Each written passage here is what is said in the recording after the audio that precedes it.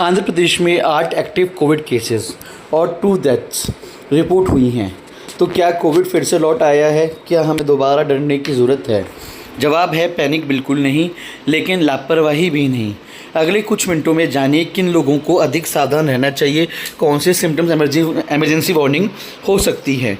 नमस्कार, मैं हूं doctor Shatayu Agarwal, general physician Faridabad से।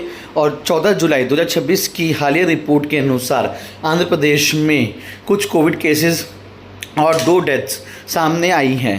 हेल्थ अथॉरिटीज़ ने सर्विलेंस और कॉन्टैक्ट ट्रेसिंग बढ़ा दी है, लेकिन केवल इन मामलों से के आधार पर इसे पूरे देश में नहीं कोविड वेव नहीं कहा जा सकता। फिलहाल ये मामले लोकलाइज क्लस्टर्स के रूप में रिपोर्ट हुए हैं। क्या कोविड दोबारा लौट आया है? सच यह है कि कोविड पूरी तरह गायब नहीं हुआ। यह अब कभी कभी छोटे आउटब्रेक्स या आइसोलेटेड केसेस के रूप में दिखाई देता है। वैक्सीनेशन, प्रीवियस इन्फेक्शन से बनी इम्यूनिटी के कारण अधिकांश लोगों में सीवियर डिसीज़ का खतरा पहले की तुलना में कम हो सकता है, लेकिन रिस्क बिल्कुल ज़ीरो नहीं है।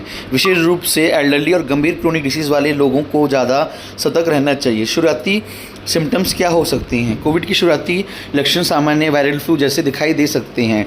हल्का या तेज़ बुखार, लगातार सूखी खांसी, गले में दर्द, नाक बहना या बंद होना, सिर दर्द या बदन दर्द, अत्यधिक थकान, कभी कभी नौजिया या लूज मोशंस। यह कफ और फीवर कोविड नहीं होता, लेकिन सिम्टम्स लगातार बने रहें या आसपास केसेस रिपोर्ट हुए हैं तो डॉक्टर की सलाह से टेस्टिंग कराएं।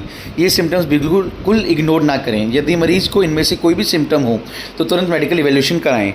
सांस फूलना या सांस लेने में परेशानी, सीने में दर्द या लगातार दबाव, ऑक्सीजन सैचुरेशन 93 से कम रहना, बेहोशी, कन्फ्यूजन या अत्यधिक सुस्ती होना, होठ या चेहरा नीला पड़ना, तेज़ बुखार के साथ लगातार कमज़ोरी।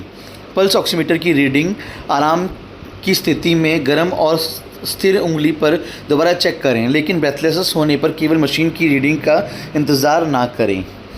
किन लोगों को ज़्यादा सावधान रहना चाहिए? सीनियर सिटीजन्स, प्रेग्नेंट महिला, डायबिटीज़ जिन्हें अनकंट्रोल डायबिटीज़ रहती है, हार्ट की कोई डिसीज़ है, बीपी रहता है, किडनी की या लीवर की कोई डिसीज़ है, या कोई लंग की डिसीज़ है, या इनकी कैंसर के कारण इम्यूनिटी कमज़ोर है। इन लोगों में फीवर, कफ और ब्रेथलेसनेस स्टार्ट होने पे कंसल्ट ज़रूर करें। बचाव के 5 आसान नियम। पहला, मास्क अप। हॉस्पिटल, क्लिनिक और क्राउडेड इंडोर स्पेसेस में वेल फिटेड मास्क पहनें। Isolate early. फीवर, कफ या सोर थ्रोट होने पर अपने एल्डरली फैमिली मेम्बर्स से दूरी बना के रखें।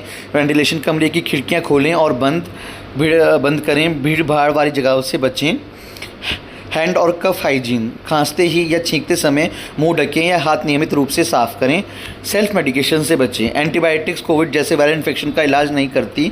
स्टेरॉयड, एंटीबायोटिक, एंटीवायरल मेडिसिन बिना मेडिकल एडवाइस के शुरू ना करें। वैक्सीनेशन या बूस्टर की ज़रूरत उम्र, मेडिकल हिस्ट्री या वर्तमान सरकारी गाइडलाइंस पर निर्भर करती है। अपने फिजिशियन से सलाह लें। तो क्या कोविड वापस आ गया है? कोविड पूरी तरह समाप्त नहीं हुआ, लेकिन इस समय घबराने का आवश्यकता नहीं है। ज़रूरत है सही जानकारी, समय पर टेस्टिंग और वल्नरेबल लोगों को सुरक्षा। पैनिक नहीं, प्रिकॉशन ज़रूरी है। इस वीडियो को अपने परिवार के senior citizen, diabetic patients, heart disease के साथ वाले पेशेंट्स के साथ ज़रूर शेयर करें। आपकी एक शेयर किसी व्यक्ति की समय पर मेडिकल हेल्प लेने के लिए जागरूक कर सकता है। मैं हूं डॉक्टर शतायु अग्रवाल। स्वस्थ रहें, सतर्क रहें। यह वीडियो 14 जुलाई 2026 की उपलब्ध रिपोर्ट्स पर आधारित है। केस नंबर्स बदल सकते हैं। ऑफिशियल हेल्थ मिनिस्ट्री और स्टेट हेल्थ डिपार्टमेंट अपडेट्स को प्राथमिकता दें।